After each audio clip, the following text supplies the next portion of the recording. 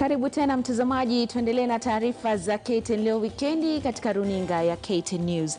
Joe Biden amefahamika sana kama naibu rais wake Barrack Obama. Hata hivyo, Biden amekuwa maarufu kwa jimbo la Dalaware na Marekani kwa zaidi ya miaka 40.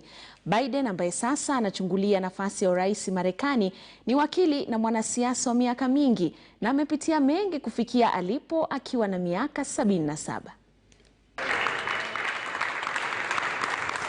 Joe Biden ametajwa sana juma hili kwa kumtoa kijasho Rais Donald Trump na kumnyoa bila maji debeni. If you count the legal votes, I easily win. If you count the illegal votes, they can try to steal. You know, we're proving again what we've proved for 244 years in this country. Democracy works. Your vote will be counted.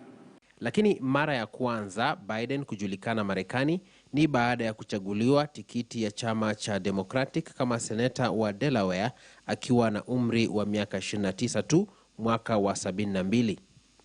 Kwa bahati mbaya, hata kabla kusherehekea ushindi huu, akampoteza mkewe na mwanawe kwenye ajali ya barabarani. Nusura ajitoe uhai kwa masikitiko. Biden, aliyesomea historia na sheria vyuo vikuu vya Delaware na Syracuse, jimbo la Delaware, akawa seneta mkakamavu akikabili maswala tata bungeni kuhusu sera za Marekani. Our loyalty is not to South Africa, it's to South Africans. And the South Africans are majority black and they are being excoriated. Biden alikuwa na kigugumizi akiwa mchanga, watoto wenzake wakimkejeli kama alivyofanya Donald Trump, lakini akajizatiti kujifunza kujieleza vyema kabisa. Azma yake ya kwanza ya urais mwaka wa 87 ilikumbwa na changamoto, akajiondoa. Miaka 20 baadaye, yani mwaka 2007, akajitosa ulingoni, lakini Barrack Obama na Hillary Clinton wakamlemea kwenye mchujo wa chama cha Democratic. Obama alimchagua kuwa naibu wake, wakishinda urais dhidi ya Senator John McCain na baadaye dhidi ya Senator Mitt Romney katika uchaguzi mkuu wa Marekani mwaka 2012. Biden hakuwania urais mwaka 2016 baada ya kumpoteza mwanawe. Baadaye akaja Donald Trump. And this is a case where they're trying to steal an election. They're trying to rig an election. And we can't let that happen. Safari ya Biden kumnyoosha Trump debeni imetajwa kuwa ya nguvu za uvumilivu na tajriba ya miaka mingi. We've gotten over 74 million votes. Let me repeat that. 74 million votes.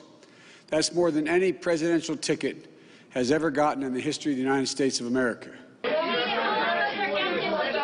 Trump, mwenye majigambo, ametatizika sana na Biden, jamaa aliyezoea kukejeli, mzee wa kazi. Mark na Maswa, KTN News. Na mtazamaji, natumai umeipata tawasifu ya Biden kama huko unamtambua kwa kina. Shukran Mark. Mahakama Kuu jana iliagiza kusitishwa kusafirishwa kwa shehena zote kutoka katika bandari ya Mombasa kupitia treni pekee. Kusitishwa shughuli hiyo kwa siku 180 kutawezesha serikali kupitia kwa taasisi zake kutekeleza amri ya mahakama.